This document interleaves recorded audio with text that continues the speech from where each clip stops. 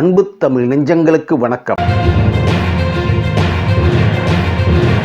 தனுஷ் திரைப்படத்தில் இணையும் அர்ஜுன். போர் தொழில் திரைப்பட இயக்குனர் விக்னேஷ் ராஜா இயக்கும் புதிய திரைப்படத்தில் தனுஷ் நடிக்க உள்ளார். இத்திரைப்படத்தை வேல்ஸ் இன்டர்நேஷனல் நிறுவனம் தயாரிக்கிறது. இப்படத்தில் முக்கிய கதாபாத்திரத்தில் நடிக்க நடிகர் அர்ஜுனிடம் பேச்சுவார்த்தை நடத்தி வருவதாக தகவல் வெளியாகி உள்ளது. ஆனால் அவர் பெரும் தொகையை சம்பளமாக கேட்பதால் பேச்சுவார்த்தை இழுபறியில் உள்ளதாக கூறப்படுகிறது.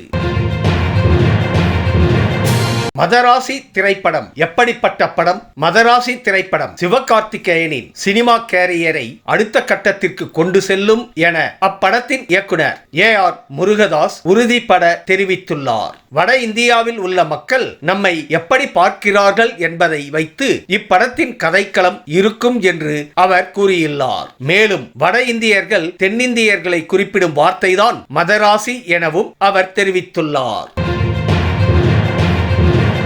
திரும்பவும் போலீஸை ஏமாற்றும் திருஷ்யம். மோகன்லால் நடிப்பில் சூப்பர் ஹிட் மலையாள திரைப்படமான திருஷ்யத்தின் 3வது பாகம் உருவாக இருப்பதாக அதிகாரப்பூர்வமாக அறிவிக்கப்பட்டுள்ளது. மோகன்லால் தலைமையிலான ஏழை அப்பாவி குடும்பம் கொலை ஒன்றை செய்துவிட்டு போலீசிடம் இருந்து எப்படி மறைத்தனர் என்பதுதான் திருஷ்யம் படத்தின் கதை. 2ஆம் பாதியிலும் அதே பாணி தொடர்ந்த நிலையில் தற்போது 3ஆம் பாகம் குறித்த அறிவிப்பும் வெளியாகி இருக்கிறது.